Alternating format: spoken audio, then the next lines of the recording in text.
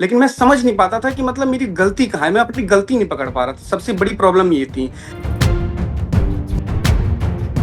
Concept clear करने के पीछे भागो, फॉर्मूले के पीछे मत भागो। फॉर्मूला आज लर्न कर लोगे, कल भूल जाओगे, क्या पता।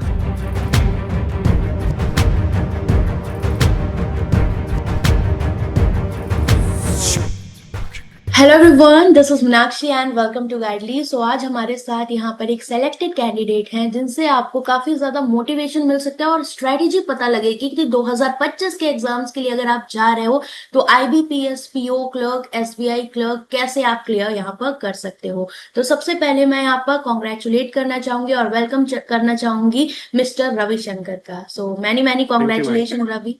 थैंक और यू सबसे पहले आप ये बताइए कहाँ से बिलोंग करते हैं। मैम। मैं बनारस काशी से बिलोंग करता हूँ। ओके, और आपका ग्रेजुएशन किस फील्ड में रहा था।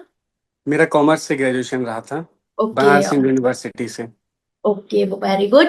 एंड जैसे कि आपने अभी बताया कि आपने आईबीपीएस क्लर्क हाल ही में क्लियर किया हुआ है और साथ में एसबीआई क्लर्क मेंस का रिजल्ट पेंडिंग है, राइट। चलो और मैम। इनका बहुत ही कम मार्जिन से आईबीपीएस पीओ भी रहा हुआ है, तो ये एक रियल एस्पिरेंट की स्टोरी है जो आपके साथ शेयर हो रही है, क्योंकि कहीं ना कहीं इन्होंने भी फेलियर्स फेस किए हुए हैं। और आपके लिए जो इस वीडियो में इंपॉर्टेंट बनता है वो है इनका स्ट्रैटेजी, कि कैसे इन्होंने चीजों को फॉलो किया। तो सबसे पहले रवि, मैं यहाँ पर आपसे पूछना चाहूंगी कि आपने जो अपनी जर्नी स्टार्ट करी थी बैंकिंग की, वो कौन से ईयर से स्टार्ट करी। मैम अपने मैंने टू फेलियर्स को भी साथ में इंक्लूड करिएगा, क्योंकि बहुत सारे स्टूडेंट इस चीज को सुनना चाहते हैं, क्योंकि वो भी ये चीज फील करते हैं। श्योर मैम, फेलियर के बाद ही सक्सेस मिलती है, तो ऑफ कोर्स मैं उसको भी इंक्लूड करूंगा। मैं बिल्कुल। मैंने मैंने एक्चुअली मैम 2023 अप्रैल में स्टार्ट किया था। और ओके। जैसे मैंने स्टार्ट किया तो मैंने सबसे पहले बेसिक्स मैंने क्लियर किए, सारे बैंकिंग के जितने भी होते हैं उसके नोट्स बनाए प्रॉपर। और उसके बाद फिर मैंने 2023 में सारे एग्जाम्स दिए, क्या बोलते हैं कि सारे मतलब बैंकिंग के जो मेन 6 एग्जाम्स होते हैं, मैंने सारे एग्जाम्स दिए।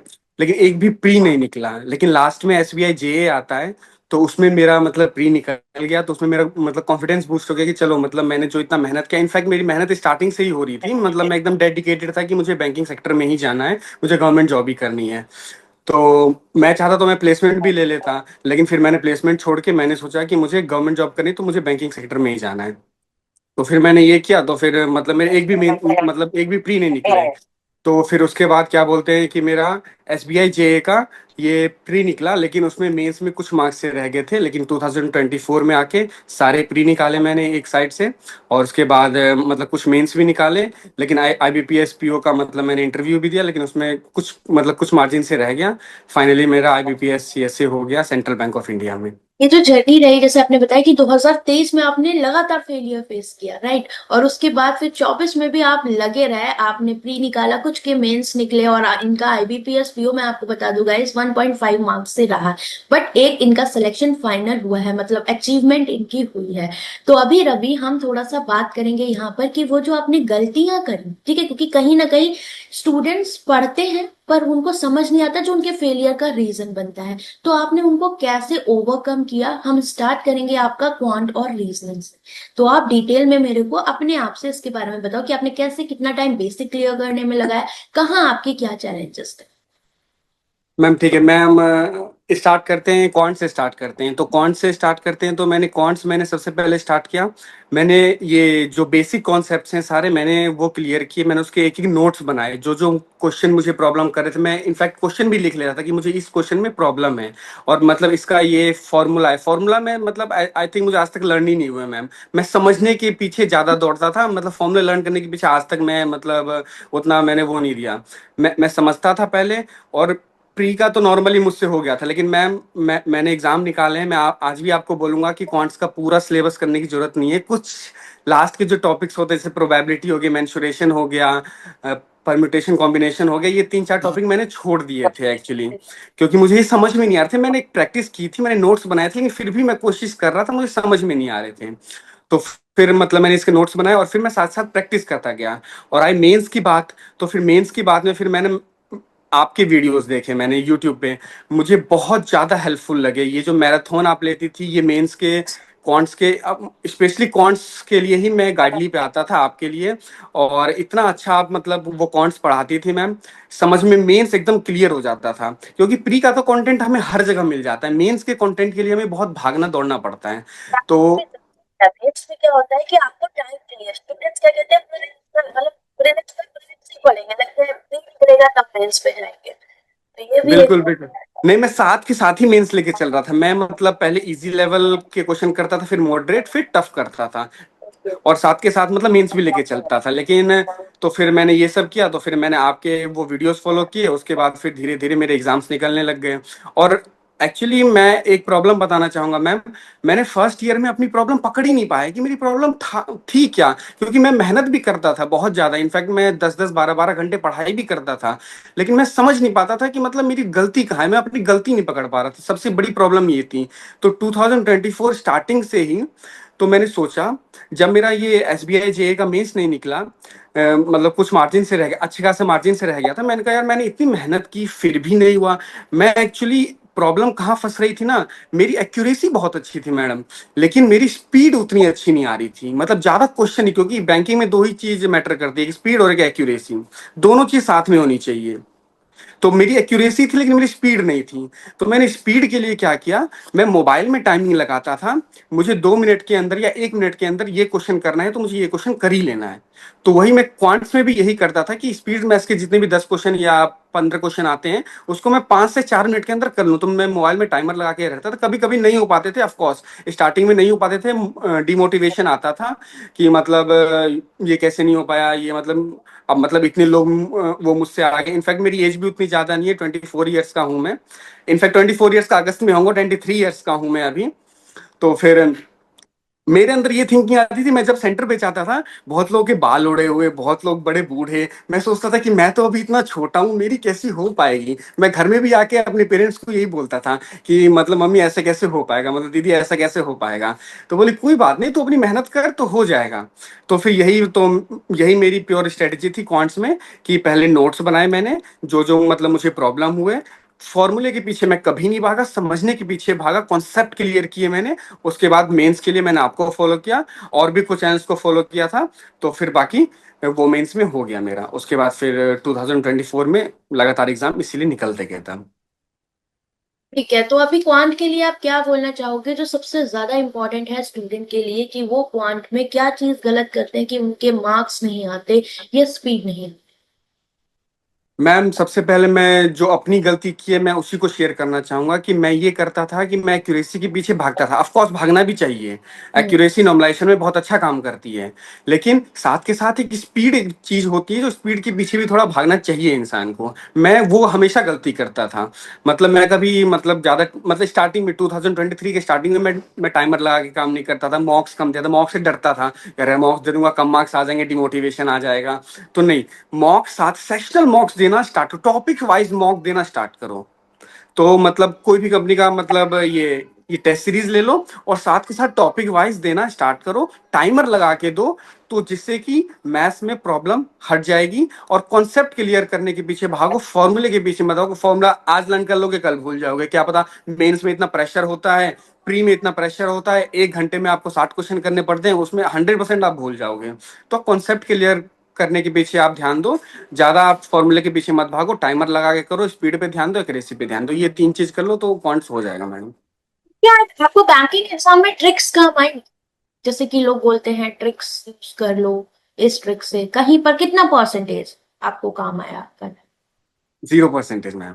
0%, ओके। तो मुझे मुझे एक्चुअली मैं रियलिटी बोलूंगा मैम, 0%। मैं आज तक टिप्स एंड ट्रिक के पीछे भागा ही नहीं। मैं अपनी इतनी प्रैक्टिस कर लेता था ना, इतनी प्रैक्टिस कर लेता था ना, कि वो मतलब देखते ही आ हाँ, जाता था ही मुझे। बन जाता, हाँ वही चीज, अप्रोच खुद ही, क्योंकि ट्रिक्स भी तो कहीं ना कहीं कॉन्सेप्ट से ही जनरेट होती हैं। अब वो एक रेक्टाफिकेशन हो गया, ट्रिक्स मतलब रेक्टाफिकेशन, कॉन्सेप्ट मतलब आपको कोई भी क्वेश्चन घुमा के दे दिया आप कर ले जाओगे, ये बहुत बड़ी बात होती है। अब बात करेंगे रवि, जैसे कि बात आती है रीजनिंग सेक्शन की, ठीक है, तो रीजनिंग में देखा जाए समटाइम्स मेंस का पेपर भी चैलेंजिंग हो रहा है और पजल्स भी आ रहे हैं, तो आपने कैसे इनको टैकल किया था?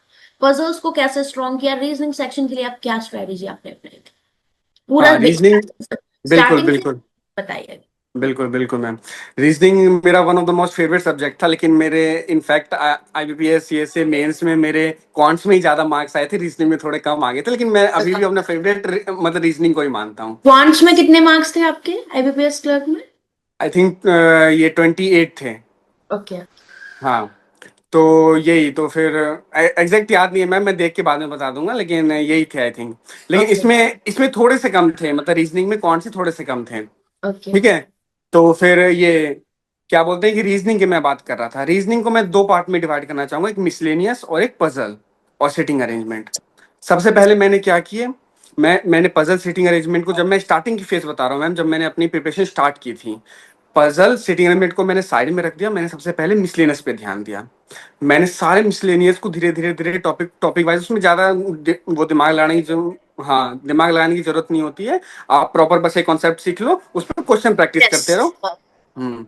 तो वही मैं मिसलेनियस पे अपना क्वेश्चन प्रैक्टिस करता रहा, और मेरा मिसलेनियस स्ट्रांग हो गया। तो मैंने देखा जैसे मिसलेनियस मेरा 75% हो गया, तो मैं तुरंत स्विच कर गया पजल और सिटिंग अरेंजमेंट, क्योंकि ये एक बहुत बड़ा रोल ये प्ले करते हैं। तो फिर पजल सिटिंग अरेंजमेंट के लिए स्पेशली मैंने क्या किया था, ये क्या बोलते हैं, मैंने वीडियोस देखी, कॉन्सेप्ट देखा कि मतलब ये जो सीटिंग अरेंजमेंट और ये पजल में कैसे लोग ऊपर नीचे बैठते हैं, कैसे साइड मतलब मतलब लेफ्ट टू राइट बैठते हैं, वो सब मैंने कुछ कुछ पॉइंट्स लिखे भी थे अपने। मैंने एक नोट्स कॉपी बनाई थी जिसमें मैथ्स और रीजनिंग का मैं कुछ कुछ कॉन्सेप्ट लिखता था। जिस क्वेश्चन में प्रॉब्लम प्रॉब्लम होती थी, मैं क्वेश्चन भी लिख लेता कि मुझे इस क्वेश्चन में प्रॉब्लम हुई है, आगे जाके ऐसा क्वेश्चन आएगा, मुझे ऐसे क्वेश्चन में प्रॉब्लम नहीं होनी चाहिए। तो फिर मैंने फिर उसके ऊपर भी मैं प्रैक्टिस करता गया। और रीजनिंग में सबसे ज्यादा मतलब मैम ये क्या बोलते हैं कि रोल प्ले करता है test series. Test series timer के साथ लगाओगे तो ज्यादा बेटर। मैं स्टार्टिंग में पजल करता था, मुझे 10-10 मिनट लग जाते थे प्री के पजल करने में, लेकिन उसको मैं 2 मिनट पे लेके आ गया, 1.5 मिनट पे लेके आ गया। क्या सिर्फ और सिर्फ प्रैक्टिस, टाइमर के साथ मैंने वो प्रैक्टिस की, तो मुझे वो समझ में आ गया। तो मैंने टाइमर के साथ प्रैक्टिस किया, तो वो मुझे समझ में आ गया। उसके बाद फिर मैंने टेस्ट सीरीज लगाए, तो फिर धीरे धीरे मेरी स्पीड भी बनती गई और एक्यूरेसी मेरी अच्छी खासी आ गई। जैसे कि आप बात कर रहे थे ना मॉक टेस्ट की, जैसे आपने बोला, तो यही से मैं आपसे पूछना चाहूंगी, प्रीलिम्स और मेंस में आपने कितने नंबर ऑफ मॉक्स दिए और क्या इसकी मतलब इम्पोर्टेंस है एक एस्पिरेंट के लिए? क्योंकि मोस्टली आपने बोला कि टाइमर के साथ मॉक लगाना इज वेरी इंपॉर्टेंट, प्रीलिम्स में भी है, मेंस में भी, तो इसको थोड़ा डिटेल में आप बताओ कि क्या आपके लिए इम्पोर्टेंस है। Ma'am one of the x factor बोल सकते हैं मॉक को। मॉक मतलब मॉक के बिना आप बैंकिंग एग्जाम निकाल ही नहीं सकते, कोई भी गवर्नमेंट एग्जाम मॉक के बिना नहीं निकाल सकते आप। आपको मॉक के लिए क्या कर, मॉक की सबसे ज्यादा इंपॉर्टेंस है कि आपको वो real exam level pressure feel कराएगी। वो जिस जिस प्रेशर में आप एग्जाम में होते हो, वैसा ही प्रेशर आपको उस मॉक में, अगर आप डेडिकेशन के साथ आप कर रहे हो, अगर आप बीच में पॉज करके चले जा रहे हो, तो फिर वो कोई मतलब नहीं है। आप बैठ रहे हो तो प्रॉपर मतलब एक वो बोतल लेके बैठ जाओ साथ में पानी का, और साथ में आप मॉक खोल के बैठ जाओ कि मुझे करना है, 1 घंटे के अंदर करना है तो करना है। ये सबसे ज्यादा इसका है कि आपको मतलब ये एग्जाम लेवल एकदम पूरा वो देगी, और फीलिंग देगी, मतलब ये एक्सपीरियंस देगी कि एग्जाम में कैसा एक्सपीरियंस होने वाला है। मॉक से आपके स्पीड आएगी, एक्यूरेसी आएगी, आपको आपको पता चलेगा कि मेरी वीकनेस क्या है, मेरी स्ट्रेंथ एरियाज क्या है, कहाँ पे मैं काम कर, हाँ कहाँ पे मैं काम कर सकता हूँ। कि यहाँ से आपको पता लगता है कि आप कहाँ स्टैंड कर रहे हो और आपको कितनी मेहनत और करनी है। ये सबसे बिल्कुल इम्पोर्टेंट पॉइंट यही है मॉक्स के लिए, क्योंकि जब इन पे वर्क होगा तो स्पीड भी बढ़ेगी, एक्यूरेसी भी बढ़ेगी आपकी, है ना? तो ये बहुत बिल्कुल इंपॉर्टेंट है। अब मॉक की बात कर रहे हैं, तो मॉक्स आपने कितने लगाए होंगे रवि प्री और मेंस के लिए? Ma'am, to be very honest, जब मेरा 2024 में आरआरबी का एग्जाम था, आईबीपीएस का एग्जाम था, प्री की बात कर रहा हूँ मैं, हाँ जी। प्री का मैं एक दिन में 4-4 5-5 मॉक ही लगा देता था।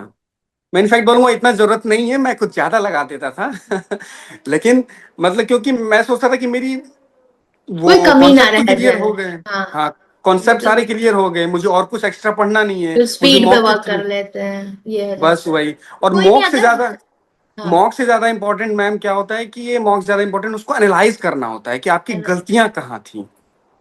मैं 1 घंटा मॉक्स दे रहा था, तो उस पर कम से कम आधा घंटा मैं एनालाइज करता था कि मेरी गलती कहाँ पे हो रही थी और कौन सा क्वेश्चन मुझे छोड़ना है। पिक करने से ज्यादा इंपॉर्टेंट है छोड़ना कौन सा है, क्योंकि आपके पास 20 मिनट है, 20 मिनट में 35 क्वेश्चन करने हैं, तो 35 के 35 तो नहीं करने हैं, आपको 30 ही करने हैं या 25 ही करने हैं। तो कौन से क्वेश्चन छोड़ने हैं, कौन से क्वेश्चन करने हैं, वो चीज एनालाइज करना होता है। और मैंने मतलब बहुत मॉक मैम, काउंटिंग पे तो मैं नहीं कर सकता, लेकिन मैंने बहुत मॉक्स दिए थे प्री के। मेंस के भी मैं पर डे एक मॉक देता था। इनफैक्ट मैं आईबीपीएस पीओ मेंस का भी बताऊं आपको, मैं पर डे एक मॉक देता था, उसको शाम में एनालाइज करता था, सुबह मॉक देता था, फिर शाम में एनालाइज करता था, सुबह मॉक देता था, ऐसे करता था, पर डे एक मॉक देता था। के फुल मतलब लेंथ। मेंस के भी आपने कॉन्टिन्यूअस मॉक्स फॉलो किए थे। अच्छा आप बताओ जैसे प्री और मेंस को साथ में कैसे स्टूडेंट मैनेज कर, मैम मैं आपने ठीक कैसे है। किया कन्फर्म? हाँ, ये चीज मैंने की है तो मैं इसको अच्छे से आपको बता, ये मैं अच्छे से आपको बता पाऊंगा। सबसे पहले तो मैं आपको बताऊं, जैसे आपका 50% प्री का सिलेबस कंप्लीट हो जाए, तो साथ के साथ आप धीरे धीरे, जैसे आप इजी लेवल क्वेश्चन करने लग जाओ, आपसे इजी लेवल होने लग जाए, तो साथ के साथ आप मीडियम पे भी शिफ्ट हो जाओ। ये नहीं कि इजी में मुझे वो क्या बोलते हैं, डोपामिन रिलीज हो रहा है, गुड हार्मोन रिलीज हो रहा है कि मुझे खुशी मिल रही है, चलो अब मैं तो बस इजी लेवल ही करूंगा। नहीं, वो होता है हर एक एस्पिरेंट के साथ होता है, मेरे साथ भी हुआ था, लेकिन फिर मैंने कहा नहीं। एक सेट हो जाता है कि हाँ, कि अब डर लग रहा है, ऊपर नहीं करना है, यहाँ तक कॉन्फिडेंस लेवल बना हुआ है, माइंड भी वर्क करता है, क्योंकि जब आप थोड़ा टफ लेवल लगाओगे तो दिमाग भी तो थकेगा, है ना? तो उसको बिल्कुल कसरत बिल्कुल, करानी पड़ती है। बिल्कुल। एक्सरसाइज करना पड़ता है, और ये कंफर्ट जोन को छोड़ना पड़ेगा, ये कंफर्ट जोन को पूरा छोड़ना पड़ेगा। आपको लगेगा जब इजी लेवल लगाओगे तो कंफर्ट जोन में, अरे यार मेरे तो हो रहे हैं, मैं तो एकदम टॉप कर दूंगा, लेकिन नहीं, आपको मीडियम लेवल पे धीरे धीरे स्विच करना है। ये नहीं कि बोलूंगा कि मैं आप कि आपका इजी लेवल हुआ नहीं कि आप डायरेक्ट मेंस लेवल पे चले जाओ, नहीं। आप धीरे धीरे पहले आप स्टार्ट करो, आरआरबी क्लर्क से स्टार्ट करो, और धीरे धीरे जाते जाते एसबीआई पीओ मेंस तक जाओ। मतलब बिल्कुल। Gradually step one step at a time लेना है, मैं ये बोलना चाहूंगा मैम। बिल्कुल सही बात है ये चीज। और मेंस के लिए जैसे आप फॉलो करते थे, तो आपने क्या किया कि 50% सिलेबस कंप्लीट करने के बाद अपना मेंस स्टार्ट कर दिया, राइट? तो जैसे एग्जाम्स जुलाई अगस्त से स्टार्ट होते हैं रवि, तो आप मेंस उससे पहले कब से कर रहे थे? मैम मैंने अप्रैल में स्टार्ट किया था, अप्रैल मई जून तक मेरा, अप्रैल मई में मेरा हो गया था, मतलब प्री का सिलेबस कंप्लीट हो गया था। मतलब ओके। कंप्लीट क्या, 70% हो गया था, उसके बाद मैंने मेंस का स्टार्ट कर दिया था धीरे धीरे। और ओके। जब एग्जाम एग्जाम से 10 दिन पहले मैंने मेंस का टोटली छोड़ दिया था, सिर्फ और सिर्फ प्री पे ठीक है। फोकस हो गया था। और फिर जैसे ही एग्जाम खत्म हुआ, मैं नेक्स्ट डे का वेट भी नहीं करता था, शाम से ही मैं पूरा टाइम टेबल बनाने लग जाता था कि मुझे अब 15 दिन है मेरे पास या एक महीना है मेरे पास, तो उसमें मुझे मेंस का कैसे करना है। तो मेंस का मैं वो दिन स्टडी टेबल बना लिया पूरा, मतलब टाइम टेबल बना लिया, और फिर नेक्स्ट डे से मैं उसको फॉलो करना चालू कर देता था, टोटली मेंस। इसको आपने इस तरीके से यहाँ पर फॉलो किया। अब जनरल अवेयरनेस की बात कर लेते हैं, इंग्लिश और जनरल अवेयरनेस की।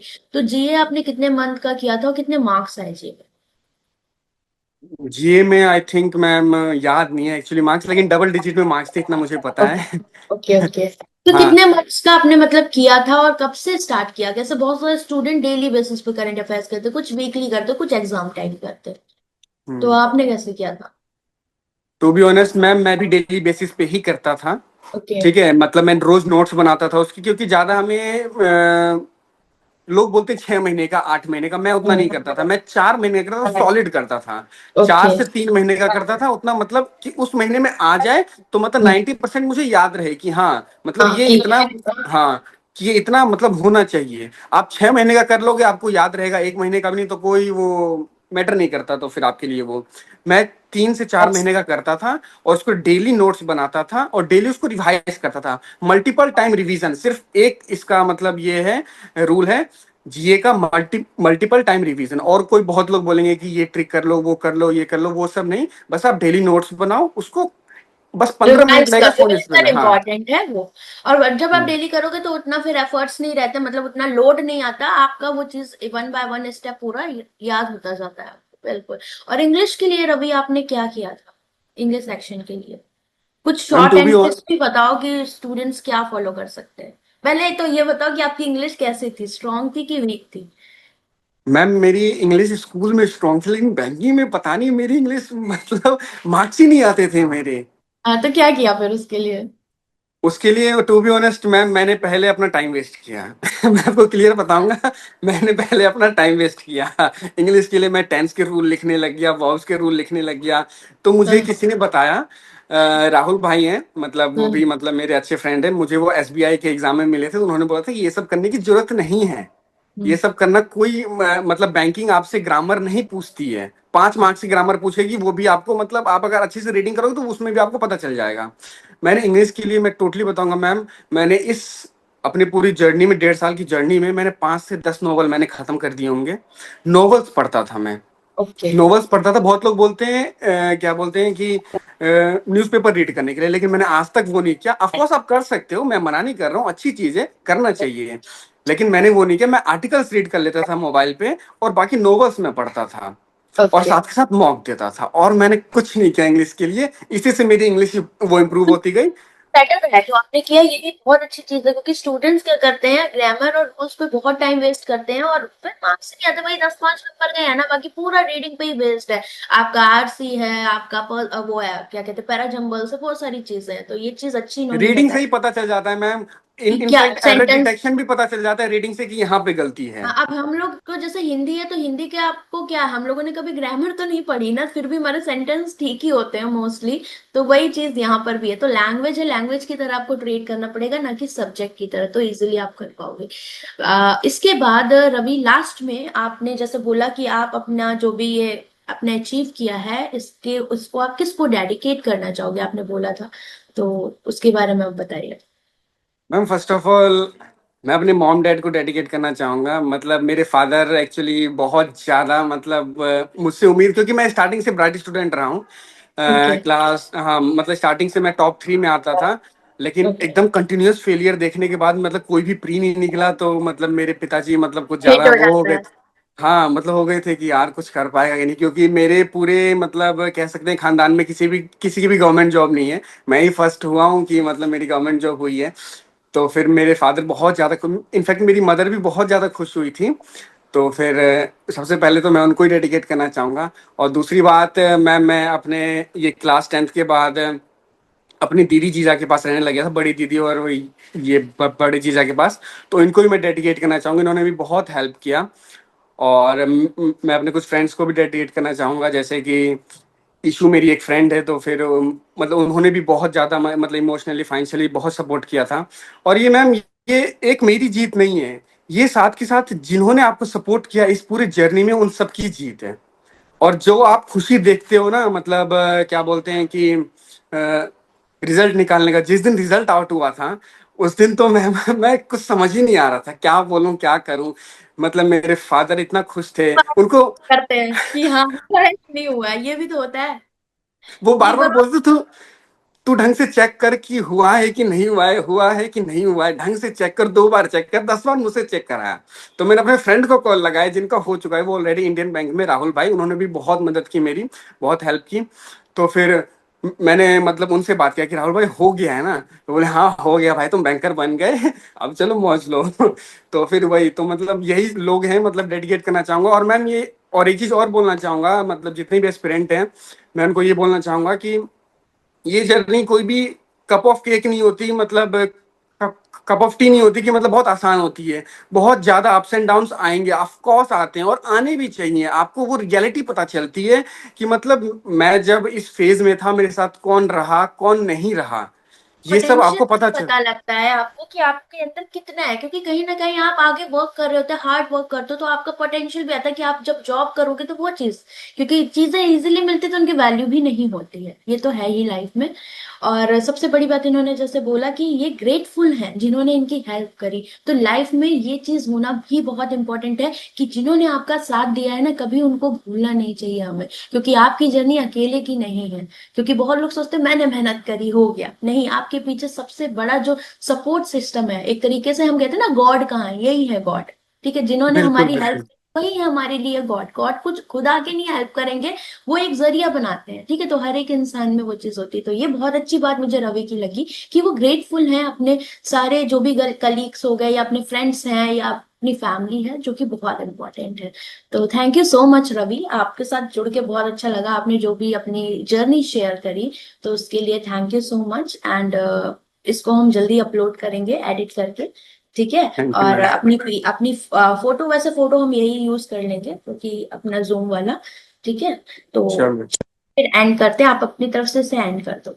Sure ma'am. सो गाइस, अगर आप प्रिपरेशन कर रहे हैं बैंक एग्जाम के लिए, तो डेली टारगेट्स के लिए आपका बेस्ट सोर्स है पीडीएफ बंडल। और जैसा कि बताया, मॉक्स की इंपॉर्टेंस कितनी ज्यादा है एग्जाम में, तो आप फॉलो कर सकते हो गाइडली का प्लेटिनम मॉक टेस्ट यहाँ पर, जिसमें आपको मॉडरेट से लेकर हाई लेवल तक हर एक शिफ्ट आपको यहाँ पर रेडी करवाएगा। ये मॉक की किसी भी शिफ्ट में आपका एग्जाम आ जाए, आप बहुत आराम से इसे दे सकते हो। और डेली प्रैक्टिस स्पीड और एक्यूरेसी बढ़ाने के लिए गाइडली का पीडीएफ बंडल बेस्ट है, क्योंकि आपको यहाँ पर प्रीलिम्स और मेंस दोनों के लिए अच्छे से पूरा कंटेंट प्रोवाइड किया जाता है। सारे सब्जेक्ट के लिए आपको कहीं भी जाने की जरूरत नहीं पड़ेगी और इजिली आप प्रैक्टिस कर सकते हो विदाउट वेस्टिंग एनी टाइम। और बाकी क्वांट के लिए you can follow me on YouTube on a daily basis. हमारी 8 PM आपकी क्लासेस चलती हैं और साथ में स्पीड के लिए मैंने स्टार्ट किया है आपका 10 मिनट सेशन, जिसमें आप क्वांट के लिए स्पीड बढ़ा सकते हो, क्योंकि कॉन्सेप्ट्स आप लोग पढ़ते हो बट कॉन्सेप्ट्स को स्ट्रॉन्ग करना स्पीड के साथ ये भी बहुत इंपॉर्टेंट है। तो चलिए, बाय बाय, टेक।